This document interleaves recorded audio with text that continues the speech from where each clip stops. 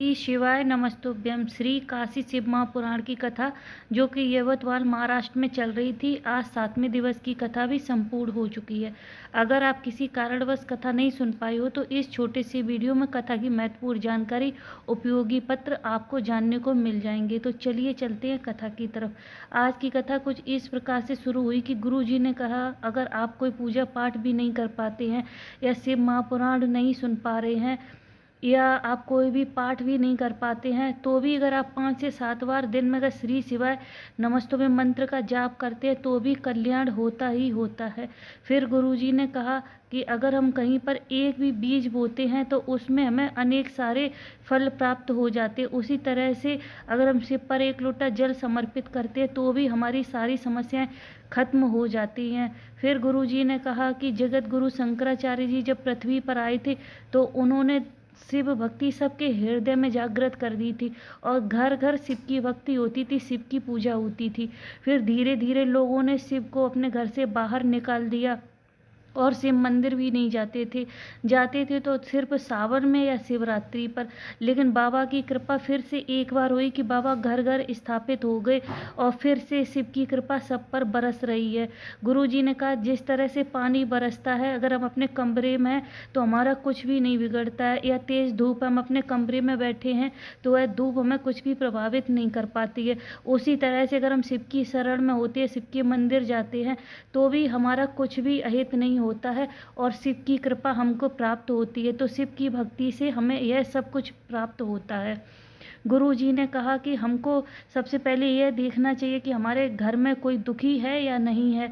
अगर नहीं है तो हमें अपने आस-पास देखना चाहिए, अपने पड़ोस में देखना चाहिए, फिर अपने परिवार में देखना चाहिए। अगर नहीं है तो गांव गली मोहल्ले में देखना चाहिए।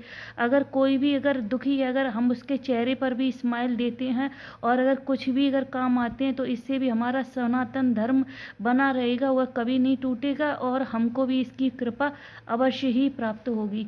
तभी प्रतिज्ञा जी पत्र लेकर आई। उन्होंने कहा, 2 साल से मैं शिव पे एक लोटा जल चढ़ा रही थी और भगवान से यही प्रार्थना करती थी कि 25 साल से मेरे पति शराब पीते हैं, बस उनकी शराब छूट जाए।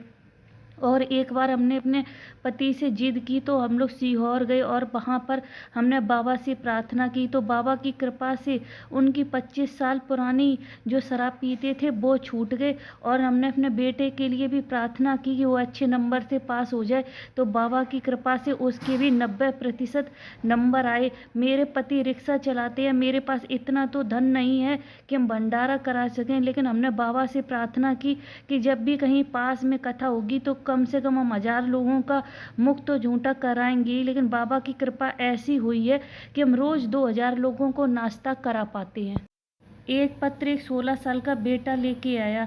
उसने कहा, हम 2 भाई हैं, एक भाई मेरा विकलांग है और मेरे गठान हो गई थी। डॉक्टर ने ऑपरेशन को बोला था, कहा था बड़ी बीमारी हो सकती है, इसकी यह जांच के लिए जाएगी। लेकिन आपने सबके प्रति हृदय में शिव के लिए प्रेम जागृत किया है। बस वही हमें विश्वास था कि हम बाबा से प्रार्थना करेंगे और तो बाबा अवश्य सुनेंगे। और हम शिव के मंदिर जाते थे, शिव की पिंडी को गले लगाकर खूब रोते थे और बाबा से प्रार्थना करते थे। बाबा की ऐसी कृपा हुई कि मेरी गठान ठीक हो गई और हमें कोई ऑपरेशन भी नहीं कराना पड़ा।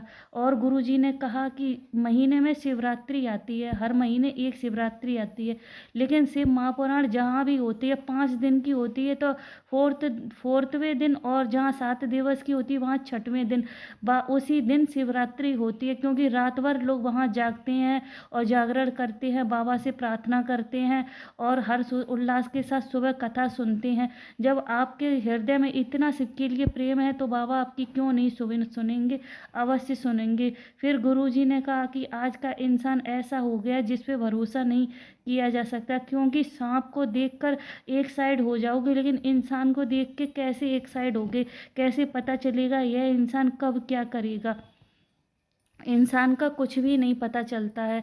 इसी के साथ-साथ आज की कथा विश्राम लेती है। अगर बोलने में, कहने में कोई भी त्रुटि हुई हो तो उसके लिए क्षमा चाहते हैं। शिव पर 1 लोटा जल अवश्य समर्पित करते रहिए और भोलेनाथ की भक्ति में डूबे रहिए। श्री शिवाय नमस्तुभ्यं मंत्र का जाप करते रहिए। मिलते हैं कल नई कथा में। तब तक श्री शिवाय नमस्तुभ्यं। हर हर महादेव। सॉरी, कल कथा नहीं आएगी। अब कथा 5 फरवरी से, अगली कथा 5 फरवरी से आएगी। श्री शिवाय नमस्तुभ्यं। हर हर महादेव।